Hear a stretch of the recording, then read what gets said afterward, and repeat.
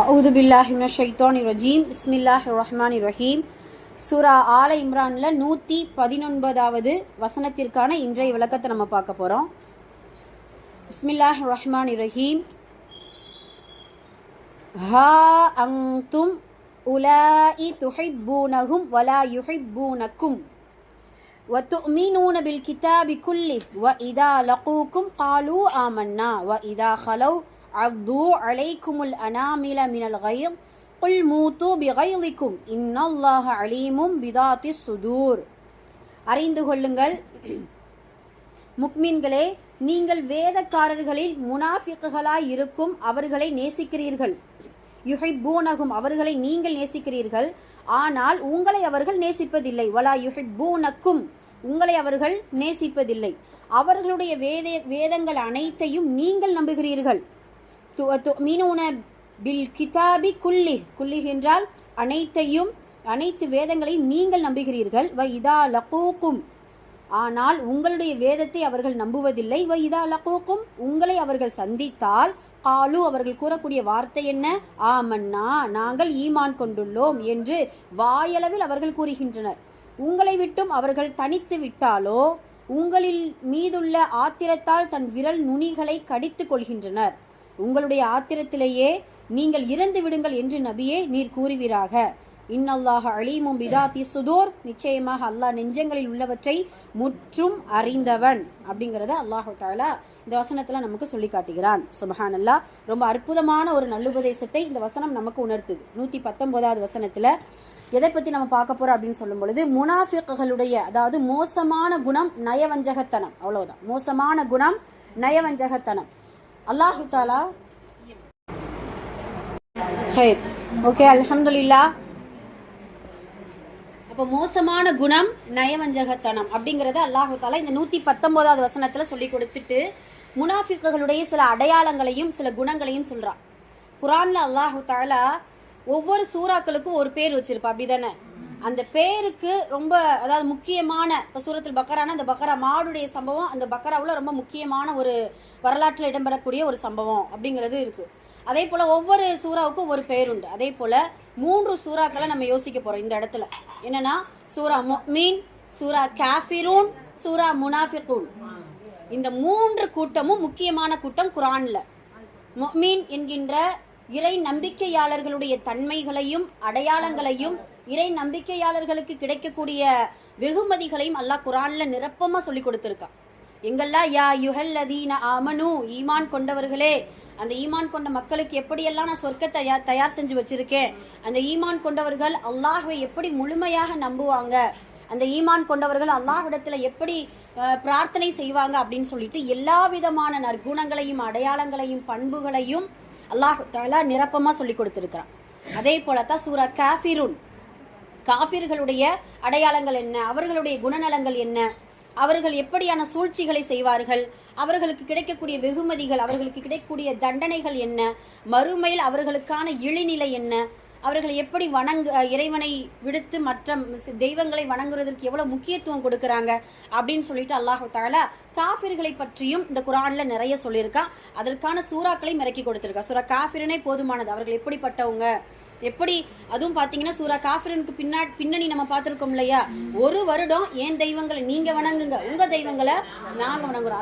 அல்லாஹ்வுடைய தூதர் அதுக்காக தான் சொல்றாங்க, உங்களுடைய வணக்கம் உங்களுக்கு, என்னுடைய வணக்கம் உங்களுடைய மார்க்கம் உனக்கு, எங்களுடைய மார்க்கம் எங்களுக்கு அப்படிங்கறத அல்லாஹ்வுடைய தூதரை சொல்வா அல்லாஹ் சுப்ஹானல்லாஹ். அதே போல முனாஃபிகூன், இந்த காஃபிர்களை கூட ஒரு வழியில சேர்த்துடலாம்.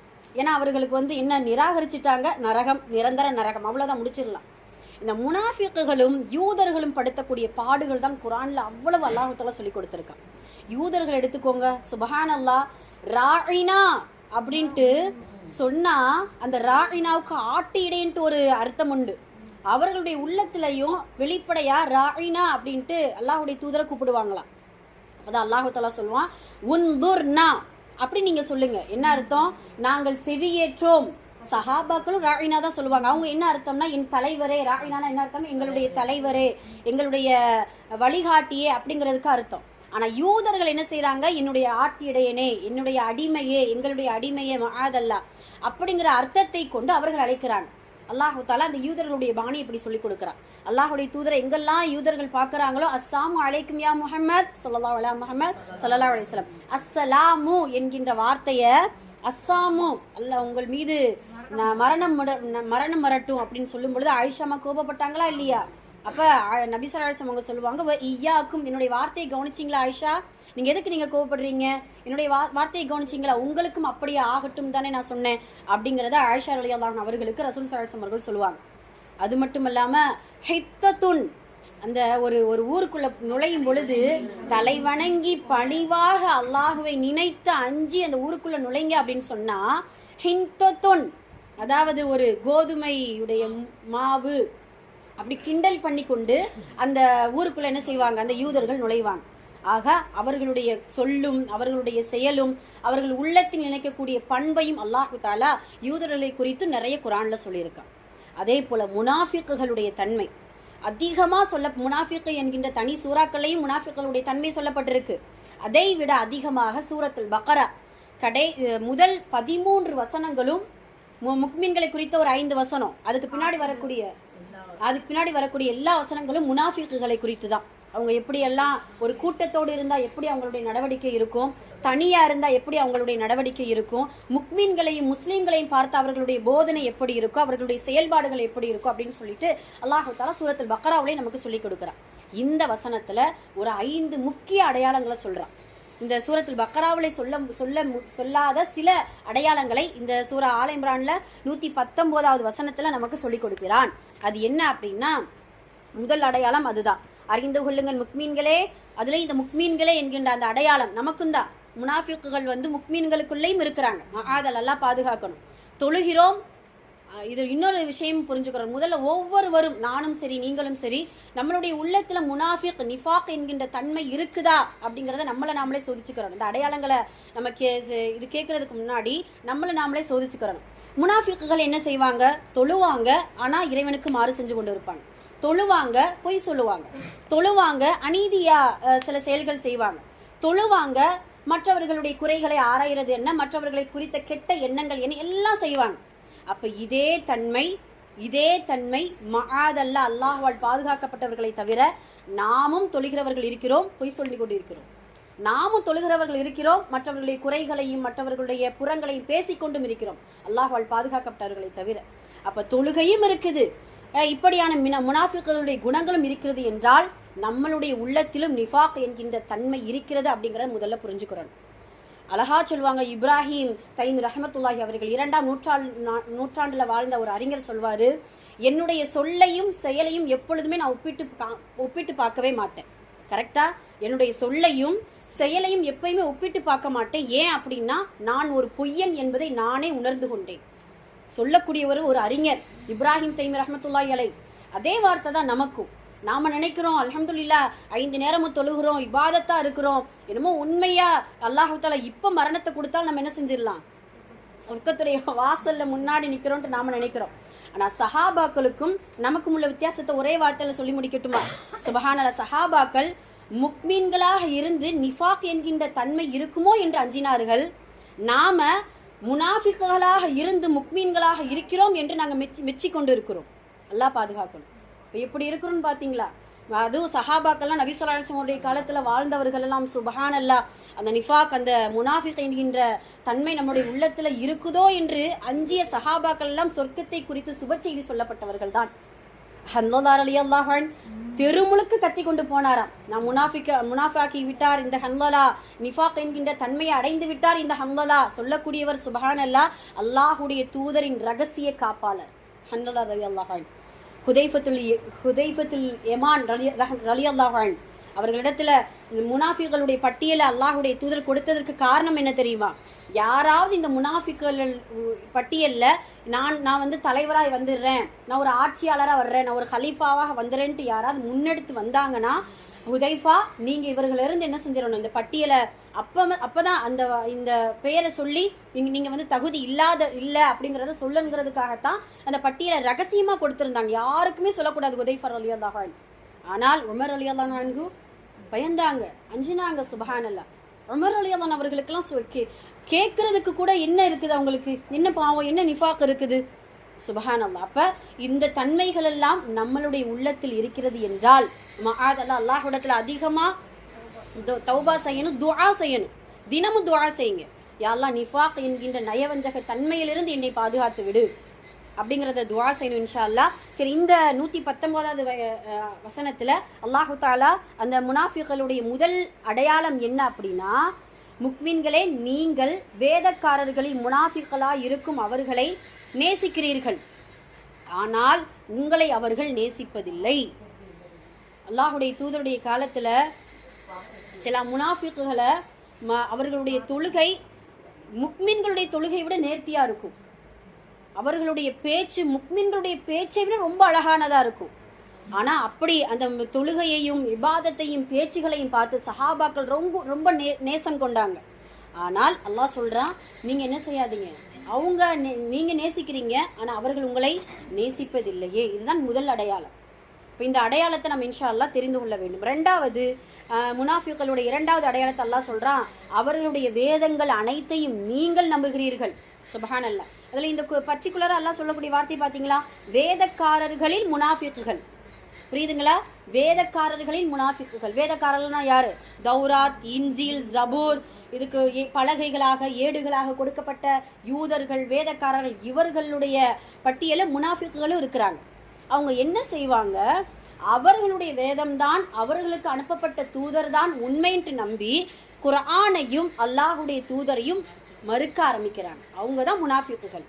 ஆனா சஹாபாக்கள் அப்படி கிடையாது. இல்ல, தௌராத்தையும் நேசிச்சிருக்காங்க, இன்ஜீலையும் நேசிச்சிருக்கிறாங்க. இதோ அவர்களுக்கு இறக்கப்பட்ட அந்த காலத்தில் இறக்கப்பட்ட குர்ஆனையும் அல்லாஹுடைய தூதரையும் முழுமையாக நம்பினவங்க சஹாபாக்கள் அப்படிங்கிறத நம்ம நினைச்சுக்கிறோம். அதைத்தான் அல்லாஹு தாலா ரெண்டாவது அடையாளமா சொல்றான். நீங்க எல்லா வேதங்களையும் நம்பிக்கை கொள்றீங்க, ஆனா முனாஃபிக்குகள் உங்களுடைய வேதங்களை நம்பிக்கை கொள்வதில்லை, நம்புவதில்லை அப்படிங்கறது அல்லாஹு தாலா இரண்டாவது அடையாளங்களாக நமக்கு சொல்லிக் கொடுக்கிறான். மூன்றாவது அடையாளம் ரொம்ப முக்கியமானது. அவர்கள் உங்களை சந்தித்தால் காலு ஆமன்னா, நாங்கள் ஈமான் கொண்டுள்ளோம். பேச்சு வழக்கிலும் சரி, அல்லாஹு தாலா இதுல வாயளவில் சொல்லி காட்டுறான். வாயளவில் காலு ஆமன்னா. இப்பொழுதும் பெயர் தாங்கி முஸ்லிம்களாக வாழக்கூடிய நிறைய மனிதர்களை நம்ம இப்ப பார்த்து கொண்டு இருக்கிறோம். சுபஹானல்லாஹ்.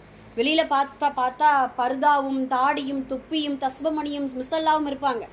ஆனால் அவர்களுடைய அந்தரங்க வாழ்க்கை, அவர்களுடைய உள்ளம் தனிமையில் வந்துவிட்டால், இல்ல ஏதாவது ஒரு சூழ்நிலைகளை வந்துவிட்டால், இந்த முனாஃபிக் என்கின்ற அடையாளம் அவர்களிடத்தில் வெளிப்படக்கூடியதாக இருக்கும். இப்ப என்ன அர்த்தம், அவர்கள் வெளிப்படைய காலு ஆமன்னான்னு சொல்லிட்டாங்க. நாம என்ன செஞ்சிட்டு இருக்கோம், செயல் வடிவில் காலு ஆமன்னா, நான் ஒரு நல்ல ஒரு முஸ்லீம், நான் ஒரு நல்ல ஒரு முக்மீன், நான் அல்லாஹ்வை வணங்கக்கூடியவனாக இருக்கிறேன் அப்படின்னு சொல்லிட்டு வாயளவில் சொல்லக்கூடிய மனிதர்களாகவும் நாம் இருந்து கொண்டிருக்கிறோம், அல்லாஹ்வால் பாதுகாக்கப்பட்டவர்களை தவிர. அப்ப அந்த முனாஃபிகளுடைய மூன்றாவது அடையாளம் இதுதான். அவர்கள் வாயளவில் நாங்கள் ஈமான் கொண்டுள்ளோம் என்று அவர்கள் கூறுவார்கள். சுப்ஹானல்லாஹ். சொல்லிட்டு அல்லாஹ் இன்னொரு ரொம்ப முக்கியமானது என்ன அப்படின்னா, தனியாக வந்துவிட்டால், அவர்கள் தனிமையில் அவர்களுடைய ஜமாத்துக்குள்ள வந்துட்டாங்க அப்படின்னா, அவர்கள் இந்த முக்மின்களை பார்த்து இவங்க நல்லா சந்தோஷமா இருக்கிறாங்களே, ரொம்ப இபாதத்தா இருக்கிறாங்களே அப்படின்னு சொல்லி ஆத்திரத்தில் அவர்களுடைய நுனி விரல்களை கடித்து கொள்வார்களாம். அதனாலதான் பெரியவங்க சொல்லுவாங்க, நகத்தை என்ன செய்யாதீங்க, கடிக்காதீங்க அப்படின்னு சொல்லுவாங்க. அதனுடைய அர்த்தம் இதுதான். சுப்ஹானல்லாஹ். முனாஃபிக்குகள் என்ன செய்வாங்களா, ரொம்ப கோபமா இருந்துச்சு, யார் மேலேயாச்சு பொறாமப்பட்டு இப்படி இருக்காங்களே, இப்படி செஞ்சிட்டு இருக்காங்களே, அல்லாஹ்வுடைய உதவி இப்படி வந்து கொண்டு இருக்குது. அடுத்த வசனத்துல அல்லாஹ் அதைத்தான் சொல்றான், நன்மை ஏற்பட்டால், உங்களுக்கு நன்மை ஏற்பட்டால் அவர்கள் கவலைப்படுவார்கள். உங்களுக்கு தீமை ஏற்பட்டுருச்சு, தீங்கு ஏற்பட்டுச்சு அப்படின்னா அவங்க பூரிப்படைவார்களாம். சுப்ஹானல்லாஹ். இதெல்லாம் அடுத்த வசனத்துல வருது. சுப்ஹானல்லாஹ். இப்படி அடையாளங்களாக அல்லாஹு தஆலா முனாஃபிக்குகளுடைய அடையாளத்தை நமக்கு பட்டியல் போட்டு கொண்டிருக்கிறான் குர்ஆன்ல. இது சுருக்கமாகத்தான் நம்ம சொல்லியிருக்கிறோம். இன்னும் பாத்தீங்கன்னா ஹதீஸ்ல நபி ஸல்லல்லாஹு அலைஹி வஸல்லம் அவர்கள் சொல்றாங்க. சுப்ஹானல்லாஹ். நமக்கு பிரபலமாக தெரிந்த ஒரு ஹதீஸ் தான் சலாசத்து முனாஃபிக், அதாவது 3 அடையாளங்கள் முனாஃபிக்குகளுடைய தன்மையாக இருக்கிறது. ஒன்று, இதா ஹத்தஸ கதப, அவன் எதை சொன்னாலும் பேசினாலும் பொய் பேசுவான். அந்த பொய் எங்க ரியாது சாலிகள் நம்ம படிச்சோம் இல்லையா, பொய் தின்றுவிடும், அதுக்கப்புறம் பொய் தீமைக்கு வழிகாட்டும், தீமை நரகத்திற்கு வழிகாட்டும். நம்மளை அல்லாஹ் என்ன செஞ்சிருவானா, பொய் பேசக்கூடியவர்களை என்ன செஞ்சிருவா, கதாபு, பொய்யன் என்று எழுதி வைத்து விடுவான். அல்லாஹ் பாதுகாக்கணும். இரண்டாவது அடையாளம் என்ன? அந்த முனாஃபிக்களுடைய இரண்டாவது அடையாளம் அவன் வாக்குறுதி கொடுத்தால் மாறு செய்வான். சுப்ஹானல்லாஹ். அந்த வாக்குறுதிக்கு சஹாபாக்கள் பட்ட பாடு. நம்மெல்லாம் சாதாரணமா ஒரு வாக்குறுதி கொடுத்து ஏதாவது ஒரு விஷயத்த சொல்லியிருப்போம். ஆனா சாதாரண என்ன செஞ்சிடலாம், பாத்துக்கிறலாம், அது ஒண்ணும் இல்லைல்ல, நமக்கு தெரிஞ்சவங்க தானே, நம்மளோட இதுதானே அப்படின்னு சொல்லி சாதாரணமா விட்டுருதோம். ஆனா அந்த அந்த வாக்குறுதி என்கின்ற அந்த செயலை சஹாபாக்கள் எப்படி ஹயாத்தாக்குனாங்க அப்படிங்கிறதுக்கு ஒரு சின்ன சம்பவம் ஞாபகம் வருது. உமர் ரலியல்லாஹு அவர்களுடைய காலம். அந்த காலத்துல ஒரு இளைஞன், வெளியூர்ல இருந்து ஒரு இளைஞன் வர்றார். அந்த வெளியூர்ல இருந்து வரக்கூடிய இளைஞன் என்ன செய்யறா, ஒரு ஒட்டகத்தை பயண வாகனமாக கூட்டிட்டு வர்றாங்க. கூட்டிட்டு வரும் பொழுது ஒரு ஒரு திராட்சை தோட்டம். அந்த திராட்சை தோட்டத்துடைய உரிமையாளர் அந்த திராட்சையுடைய அந்த இதை பழுது பார்த்து கொண்டு அதை பக்குவ பார்த்து கொண்டு இருக்கிறாங்க. இந்த ஒட்டகம் என்ன செய்து, கழுத்து நீளமா இருக்கும்ல, திராட்சை தோட்டம் அப்படி தனிவா இருக்கும். அந்த ஒட்டகம் என்ன செய்து, அந்த வேலிக்கு வெளியில தான் நின்று, அதாவது அந்த தோட்டத்துக்கு வெளியில நின்று கழுத்தை மட்டும் என்ன செஞ்சிருக்கு, உள்ள கொடுத்து சாப்பிட்டு கொண்டு இருக்குது. வாலிபன் பக்கத்துல நின்றுட்டு இருக்கிறாரு. அப்ப சாப்பிட்டுட்டு இருக்க உடனே உள்ள இருந்து அந்த தோட்டக்காரர் என்ன செய்யறா, கல் எடுத்து ஒரு அடி ஒட்டகத்துல, தலையில சரியான அடி விழுகுது அந்த ஒட்டகத்துல. அந்த வாலிபனுக்கு கோபம் வந்துருச்சு. விழுந்த கல்லை எடுத்து அவர் மேல போட்டுட்டான். அவன் நினைச்சான், கொலை செஞ்சணும்ட்டு நான் போடல, என் ஒட்டகத்தை நீ எப்படி தாக்கலாம், நான் வெளியில நின்றுதான் இது பண்றோம், ஒட்டகம் ஒரு வாயில்லா ஜீவன் சாப்பிடுது, நீ எப்படி இப்படி இது பண்ணலாம் அப்படின்னு சொல்லிட்டு நான் தூக்கி போட்டுட்டேன். போட்ட உடனே அவருடைய தலையில பட்டு வஃபாத் ஆயிட்டார். இன்னாலில்லாஹி வ இன்னா இலைஹி ராஜிஊன். அந்த அந்த வியாபாரி, அந்த தோட்டக்கார உரிமையாளருடைய மகன்கள் என்ன செய்யறாங்க, உமர் ரலியல்லாஹு அவர்கள் கலிஃபா இடத்துல போறாங்க, நீதிக்காக போறாங்க. கலிஃபா அவர்களே, இப்படி நடந்துருச்சு, எங்களுக்கு பழிக்கு பழி வாங்கணும். அந்த காலத்துல அதுதானே சட்டம், கொலைக்கு கொலை, மன்னிச்சா அது பெரிய ஒரு இது, இல்லைன்னா கஃபாரா கொடுத்துடணும். இது 3 விஷயமா இருக்கு. இப்ப உமர் ரலியல்லாஹு அவர்கள் என்ன செய்யறாங்க, இந்த வாலிபன்ட்ட கேட்கறாங்க நடந்த செய்தி என்ன இவர்கிட்ட. இப்ப கேட்கும் பொழுது, ஆமா நான் இப்படி செஞ்சேன், அவர் இறந்து போயிட்டாரு, அப்ப நீ நீ கல்லை தூக்கி எரிஞ்சதுனாலதான் இறந்து போயிட்டாரு, அப்போ ஒரு கொலைதான், அப்ப கொலைக்கு கொலை பகரம், நீ உன்னை தூக்கில் போடுறதுதான் ஒரு இது அப்படின்னு சொன்ன உடனே இந்த வாலிபர் ஒரே வார்த்தை தான், அல்லாஹ் சொன்ன, அல்லாஹுடைய தூதருடைய வழிகாட்டுதலாக இருக்கக்கூடிய இந்த நீதியான தீர்ப்பை நான் ஏற்றுக்கொள்கிறேன், அவ்வளவுதான், ஏற்றுக்கொள்கிறேன் சொன்ன உடனே, அப்போ எனக்கு ஒரு சின்ன வேண்டுகோள் இருக்குது கலிஃபா அவர்களே. என்ன வேண்டுகோள்? இல்ல, எனக்கு சகோதர சகோதரிகள் இருக்கிறாங்க, என்னுடைய தந்தை இறந்துட்டாங்க, நான் வெளியூர் வாசி, எனக்கு 3 நாள் அவகாசம் கொடுங்க, நான் என்ன செய்யறேன், என்னுடைய தந்தை விட்டு சென்ற சொத்து எங்கெங்க இருக்குன்ட்டு எனக்கு மட்டும்தான் தெரியும், என்னுடைய சகோதர சகோதரிகளுக்கு அதை பங்கிட்டு கொடுத்துட்டு நான் என்ன செஞ்சிடுறேன், வந்துடுறேன். நான் பங்கிட்டு கொடுக்கல அப்படின்னா என்னுடைய சகோதர சகோதரிகள் மிஸ்கீன்களாக தெருவுல வரக்கூடிய நிலைமையை என்னால ஏற்றுக்கொள்ள முடியாது அப்படின்னு சொல்ல, உமர் ரலியல்லாஹு அவர்களுக்கு ஒரு வார்த்தை கேட்கிறாங்க. அப்படியா வாலிபனே, உனக்கு பகரமாக யாரையாவது வச்சுட்டு போய்க்கோ, நீங்க என்ன செஞ்சிடலாம், போகலாம், எப்படி நாங்க நம்புறது, வெளியூர் வாசியா இருக்கிற அப்படின்னு சொன்ன உடனே, இவர் வாலிபர் புது ஆளு, ஊருக்குள்ள யாருமே தெரிஞ்சவங்க கிடையாது, என்ன செய்யன்ட்டு அப்படியே நிற்கிறாரு. சஹாபாக்கள் அந்த காலத்துல உமர் ரலியல்லாஹு அவர்கள் வாழ்ந்த காலத்துல சில சஹாபாக்கள் இருக்கிறாங்க. ஏன்னா ரசூலுல்லாஹ் இறந்து ஒரு 10-12 வருஷம் தான் ஆகுது. ஏன்னா அபூபக்கர் அலி, இதோ உமர் ரலியல்லாஹு அன்ஹு, அவ்வளவுதான் குறுகிய காலம். அப்போ சஹாபாக்கள்ல அபூதர் கிஃபாரி ரலியல்லாஹு அன்ஹு அவங்க என்ன செய்யறாங்க, முன் நான் ஏற்றுக்கிறேன் உமர் ரலியல்லாஹு அவர் கலிஃபா அவர்களே, நான் ஏற்றுக்கொள்கிறேன். அப்படியா, நல்லா யோசிச்சுக்கோங்க அபூதர் அவர்களே, நான் ஏற்றுக்கொள்கிறேன் அப்படின்னு சொல்லிட்டு 3 நாள் பணைய கைதியாக வச்சுட்டு இவர் என்ன செய்யறாரு, போய் சொத்து பத்தெல்லாம் எல்லாம் இது செட்டில்மெண்ட் பண்ணிட்டு வரலாம் அப்படின்னு சொல்லிட்டு இவர் சந்தோஷமா கிளம்பிடுறாரு. யாரு, இந்த வாலிபர். கிளம்பின உடனே முதல் நாள் 2வது நாள் மக்கள் எல்லாம் பேசிக்கிறாங்க, அபூதரே உன்னுடைய நிலைமை இப்படி ஆயிடுச்சே, என்ன செய்ய அப்படின்ட்டு அவருக்கும் ஒரு வித பயம். சுத்தி உள்ள அவர் பயப்படலான்னு பரவாயில்ல, சுத்தி உள்ளவங்க என்ன செய்யறாங்க, பயம் காட்டுறாங்க. 3வது நாள் மக்ரிபு எப்படி இருக்கும், 3வது நாள் மக்ரிபு சுப்ஹானல்லாஹ், மஸ்ஜித் நபவி எல்லாம் அப்படியே அரசல் புரசலாக பேச்சு, பயங்கரமான கூட்டம். அபூதரை சுத்தி கலிஃபா உமர் விட்டார். பிணை கைதியாக இருக்கக்கூடிய அபூதர் ரலியல்லாஹு அன்ஹு, அபூதர் கிஃபாரி ரலியல்லாஹு அன்ஹு அவர்கள் நிக்கிறாங்க. அழகா அந்த வாலிபர் வந்துட்டார். சுப்ஹானல்லாஹ். வாலிபர் வந்த உடனே உமர் ரலியல்லாஹு அன்ஹு அவர்களுக்கு ஒரே ஒரு கேள்வி கேட்டாங்க. வாலிபரே, உன்னை வரவழைத்தது எது? அவர் நினைச்சா போயிருக்கலாம், நமக்கு ஒரு பிணை கைதி ஒரு அடிமை சிக்கிட்டாரு, என்னமும் செஞ்சுட்டு போறாங்க, நம்ம அசலூர் நம்ம விசாட்டு இருந்துக்கலாம்னு சொல்லியிருக்கலாம் இல்லையா. அப்ப உன்னை வரவழைத்தது எது அப்படின்னு சொல்ல, அந்த வாலிபர் சொன்ன வார்த்தை தான் சுப்ஹானல்லாஹ், அல்லாஹுடைய தூதர் இறந்து குறுகிய காலம்தான் ஆகிவிட்டது, உயிருக்கும் மேலாக நேசிக்கக்கூடிய எனது ஹபீப் முஹம்மது ஸல்லல்லாஹு அலைஹி வஸல்லம் அவர்கள் வாக்குறுதியை மீறக்கூடாது என்பதை அவர்கள் இறந்தாலும் அவர்கள் சொல்லிக் கொடுத்தது எப்பொழுதுமே நாங்கள் ஹயாத்தாகத்தான் வைத்திருப்போமே தவிர அதனை நாங்கள் எப்பொழுதும் ஒருபோதும் மரணிக்கிறதுக்கு இப்படியான பேச்சை மற்றவர்கள் பேசக்கூடிய அளவுக்கு நாங்கள் என்ன செய்ய மாட்டோம், கொண்டு வர மாட்டோம் அப்படின்னு சொல்லிட்டு அந்த வாலிபர் என்ன செய்யறாரு, கொடுத்த வாக்குறுதியை காப்பாற்றுறதுக்காக வந்துட்டார். அப்ப உமர் ரலியல்லாஹு அன்ஹு அவர்கள் அபூதர் இடத்துல ஒரு கேள்வி கேட்கிறாங்க. அபூதர் அவர்களே, இவ்வளவு பெரிய 3 நாள் ஒரு அவகாசம் கேட்டிருக்கிறாங்க, அதுவும் வெளியூர்காரரு, வந்தால் வர்றது வரலாட்டையும் போறது, ஒரு நிற்கதியான இருக்கக்கூடிய நிலைமை, எப்படி உங்களுக்கு இவ்வளவு தைரியம் வந்துச்சு அப்படின்னு கேட்க, அதே வார்த்தை தான் எமது உயிருக்கு மேலாக நேசிக்கக்கூடிய முஹம்மது நபி ஸல்லல்லாஹு அலைஹி வஸல்லம் அவர்கள் இறந்து குறுகிய காலம்தான் ஆகிவிட்டது. இந்த குறுகிய காலத்தில் மனிதாபிமானம் செத்து போகி விட்டதே என்று யாரும் பேசிவிடக் கூடாது என்பதற்காகத்தான் நான் இதை ஏற்றுக்கொண்டேன். எப்படி இருக்கும் சுபஹானல்லாஹ், யாரால இந்த இந்த இவ்வளவு பெரிய தியாகம் செய்ய முடியும்? அப்ப இதெல்லாம் இது பண்ணிட்டு உமர் ரலியல்லாஹு அவர்களுடைய அந்த இதுல அந்த அந்த தோட்டக்காரருடைய உரிமை மக்கள் இருக்காங்க இல்லையா, அவங்க என்ன செய்யறாங்க, இதெல்லாம் பார்த்துட்டு நாங்க இந்த மனிதரை, இந்த வாலிபரை நாங்க மன்னிச்சுடுதோம் அப்படின்னு சொல்லி, எப்படி உங்களுக்கு மனது வருது? உங்களுடைய தந்தையை கொலை செய்தவன் எப்படி மனது வருது? அல்லாஹுடைய தூதர் இறந்த குறுகிய காலம்தான் ஆகி இருக்கிறது.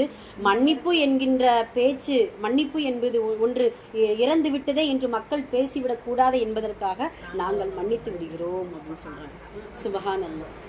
இப்போயுமே இந்த அல்லாஹுடைய தூதர் இறந்த 1400 வருடத்திற்கு மேலாக ஆயிடுச்சு. இந்த மனிதாபிமானம், இந்த வாக்குறுதியை மீறுதல், இந்த மன்னிப்பு, இதெல்லாம் இப்போ நாம ஹயாத்தாக வைத்திருக்கிறோமா? அதுதான் கேள்வி. இப்போ நாம ஹயாத்தாக வைத்திருக்கிறோமா? அல்லாஹுடைய தூதர் இப்போ நமக்கு உயிரோட வந்திருந்தா, நம்மளுடைய நிலைமையை பார்த்தா, நாம் செய்யக்கூடிய செயல்களை பார்த்தா, அல்லாஹுடைய தூதர் எப்படி இந்த உம்மத்தை நம்ம வழிநடத்தி நல்ல முறையில இது பண்ணிட்டோமா அப்படின்ட்டு ஒரு சந்தோஷப்படுவாங்களா அப்படிங்கிறது ஒரு பெரிய கேள்விக்குறிதான். சஹாபாக்களுடைய காலத்துல அவ்வளவு வாக்குறுதியா இருந்தாலும் சரி, மற்ற அல்லாஹுடைய தூதர் எந்தெந்த சுன்னத்துகளை விட்டுட்டு போனாங்களோ அந்த சுன்னத்தை ஹயாத்தாக்குறதுக்கு பல போராட்டங்கள், பல ஈமானுடைய உறுதியான சில விஷயங்களை அவங்க மேற்கொண்டாங்க. இன்ஷா அல்லாஹ் இனி வரக்கூடிய காலங்களில் அல்லாஹுடைய தூதர் நமக்கு விட்டு சென்ற சில சுன்னத்துகளும் சரி, இப்படியான முனாஃபிக்களுடைய தன்மையாக இருக்கக்கூடிய சில விஷயங்களையும் சரி, சுன்னத்துகளை எடுத்துக்கொண்டு இந்த முனாஃபிக் என்கின்ற தன்மையிலிருந்து அல்லாஹ் நம்ம எல்லாரையுமே பாதுகாக்கணும். அதுல 2வது விஷயம்தான் வாக்குறுதியை மீறுவான் அந்த முனாஃபிக். 3வது என்ன, அமானிதத்தை பால்படுத்துவான், மோசடி செய்வான். அதுல ரொம்ப ரொம்ப ரொம்ப பலகீனமாக இருக்கும். அல்லாஹ் பாதுகாக்கணும். அந்த விஷயத்துல இருந்து எல்லாரையுமே அல்லாஹ் பாதுகாக்கணும். ஏன்னா அமானிதம் என்பது இந்த உலகத்திலையும் சரி மறுமையிலையும் சரி நிறைய அமானிதங்கள். யா அல்லாஹ் அக்பர். அதை நம்ம யோசிச்சோம்னா ஒரு ரகசியத்திலிருந்து, குடும்ப பொறுப்புல இருந்து, நமக்கு கொடுக்கக்கூடிய பொறுப்புல இருந்து எத்தனை அமானிதங்கள், உடல் உறுப்புகள்ல இருந்து. அல்லாஹ் கொடுத்த இஸ்லாமிய மார்க்கம் நமக்கு ஒரு அமானிதம். அல்லாஹ் கொடுத்த ஆரோக்கியம், அல்லாஹ் கொடுத்த பெற்றோர்கள் எல்லோருமே ஒரு அமானிதம் தான். அந்த அமானிதம், எல்லா அமானிதத்தையும் பேணணும் அப்படின்னா அல்லாஹ் தான் லேசாக்கணும். அல்லாஹு தாலா அந்த ஈமானையும் அந்த ஞாபக சக்தி எல்லாருக்குமே கொடுக்கணும் இன்ஷா அல்லாஹ். சரி, அல்ஹம்துலில்லாஹ். ஓகே, சரி, இது ஹதீஸ்ல நபி ஸல்லல்லாஹு அலைஹி வஸல்லம் அவர்கள் இந்த முனாஃபிக்களுடைய தன்மையாக நமக்கு சொல்லிக் கொடுக்கிறார். அதே போல முடிச்சிருவோம், சின்ன விஷயம்தான். அதே போல அந்த முனாஃபிக்களுடைய அடையாளங்கள்ட்டு நபி ஸல்லல்லாஹு அலைஹி வஸல்லம் அவர்கள் இன்னொரு விஷயம் சொல்லுவாங்க, பாவத்தை பாவமாவே அவன் கருத மாட்டான். கரெக்டு தானே? இப்னு அப்பாஸ் ரலியல்லாஹு அன்ஹு அவர்கள் அழகா சொல்லுவாங்க, எங்களுடைய காலத்துல நாங்க ஒரு சின்ன பாவம் செஞ்சா ஏதோ ஒரு பெரும் பாறை எங்க மேல வந்து விழுந்தா எவ்வளவு பாதிப்பையும் எவ்வளவு ஒரு பயங்கரத்தை நான் உணர்வோமோ, ஆனால் நீங்களோ மூக்கில் ஒட்டின ஈ போன்று பெரும் பெரும் பாவங்களை வந்து சாதாரணமா உதறி தள்ளி விடுகிறீர்களே அப்படின்னு சொல்லிட்டு இப்னு அப்பாஸ் ரலியல்லாஹு அன்ஹு அவர்கள் கேட்பாங்க. அப்படித்தான் இந்த கால சூழ்நிலையில நம்ம பார்க்கிறோம். வட்டியா இருந்தாலும் சரி, ஷிர்கு வைக்கக்கூடியதா இருந்தாலும் சரி, பிதுஅத்தான விஷயங்களா இருந்தாலும் சரி, அல்லாஹ்வுக்கு மாறு செய்யக்கூடிய, அல்லாஹ்வுடைய கட்டளைகளுக்கு மாறு செய்யக்கூடிய எல்லா விஷயங்களும் சாதாரணமாக ஆக்கப்பட்டு விட்டது. ஏன்? ஒருத்தர் செஞ்சா அது பெரும் பாவம், 100 பேர் செஞ்சா அது சிறு பாவம். அப்படிதானே? நான் மட்டுமா செய்யறேன்? ஒரு பாவம் செய்யக்கூடிய, குற்றம் செய்யக்கூடிய மனிதனுடைய வார்த்தை அதுதான். உலகத்துல நடக்காததான் நான் இது பண்ணிட்டேன், உலகத்துல நடக்காததான் நான் செஞ்சிட்டேன், எல்லாம் செய்யறாங்க நான் செய்யறேன், அஸ்தக்ஃபிருல்லாஹ், அல்லாஹ் பாதுகாக்கணும். ஆனா அதை நியாயப்படுத்த பல வழிகளை தேர்ந்தெடுக்க, அவங்க செஞ்சாங்க, இவங்க செஞ்சாங்க, அப்படி நடக்குது, இப்படி நடக்குது. மறுமையில செஞ்சவங்களெல்லாம் மாட்டிக்கிடுவாங்க, நாமளும் அவங்களோட சேர்ந்து மாட்டி போயிடும். அல்லாஹ் பாதுகாக்கணும். அதனால இன்ஷா அல்லாஹ் அந்த பாவங்களை பாவமாக அவன் கருத மாட்டான். அப்ப நம்மளுடைய உள்ளத்துல பெரும் பாவம் செய்யும் பொழுது அல்லாஹுக்கு வெறுப்பையும் கோபத்தையும் உண்டு பண்ணக்கூடிய சில காரியங்களை செய்யும் பொழுது மனதுல ஒரு பயமும் ஒரு கலக்கமும் இருந்தால் அல்ஹம்துலில்லாஹ் சொல்லிக் கொள்ள வேண்டும். முனாஃபிக் என்கின்ற தன்மை நம்மளிடத்துல இல்லை அப்படிங்கிறத புரிஞ்சுக்கிறோம். இல்லை, தொடர்ந்து நமக்கு பாவம் செய்யக்கூடியது வருது, அந்த எண்ணங்கள் வருது, என்ன பாவம் செஞ்சால் இதெல்லாம் ஒரு விஷயமா, இதெல்லாம் ஒரு பாவமா, இதெல்லாம் ஒரு குற்றமா அப்படின்னு சொல்லிட்டு அந்த எண்ணம் வருகிறது என்றால் அது முனாஃபிக்களுடைய தன்மை அப்படிங்கிறத உணர்ந்து அதிலிருந்து நம்ம இன்ஷா அல்லாஹ் பாவம் மன்னிப்பு தேட வேண்டும், பாதுகாப்பு தேட வேண்டும் அப்படிங்கிறத அல்லாஹுடைய தூதர் சொல்றாங்க. இது ஹதீஸ்ல வரக்கூடிய அடையாளங்கள்ல இதுவும் ஒன்று. மூன்றாவது, இபாதத்தை பாரமாக கருதுவான் அந்த முனாஃபிக். அதுல அல்லாஹுடைய தூதர் சொல்லுவாங்க இல்லையா, ஸல்லல்லாஹு அலைஹி முஹம்மது ஸல்லல்லாஹு அலைஹி வஸல்லம், ஃபஜ்ரும் இஷாவும் நயவஞ்சகர்களுக்கு கடினமான தொழுகை. ஃபஜ்ரும் இஷாவும் இப்பொழுதுமே இந்த குளிர்காலத்துல இருக்கிறோம், காலையில ஃபஜ்ருடைய நேரத்துல எழுறதுக்கு பயங்கர போராட்டம். ஆமா, எழுந்து அதை இது பண்ணவங்களையும் சூரியன் உதயம் ஆயிடுது ஒரு நேரம்.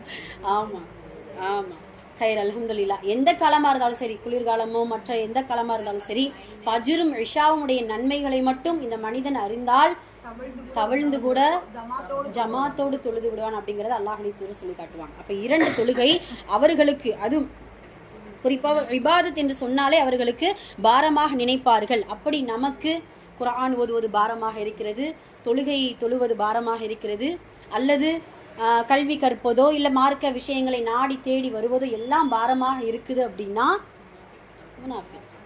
நல்லா பாதுகாக்கணும். இதெல்லாம் முனாஃபிக்களுடைய தன்மை அந்த பட்டியல்களை வர்றது. நல்லா பாதுகாக்கணும். ஓகே, ஹைர் அல்ஹம்துலில்லாஹ். சரி, இன்னும் நிறைய இருக்கு இன்ஷா அல்லாஹ். அடுத்த வருடம் அடுத்த வாரம் இன்ஷா அல்லாஹ் நம்ம பார்ப்போம். எல்லாம் அல்ல அல்லாஹ் முனாஃபிக் என்கின்ற அந்த மோசமான குணத்திலிருந்து நம் அனைவரையும் அல்லாஹ் பாதுகாத்து உண்மை முக்மீன்களாக வாழ அல்லாஹ் தௌஃபிக் செய்வானாக. ஆமீன்.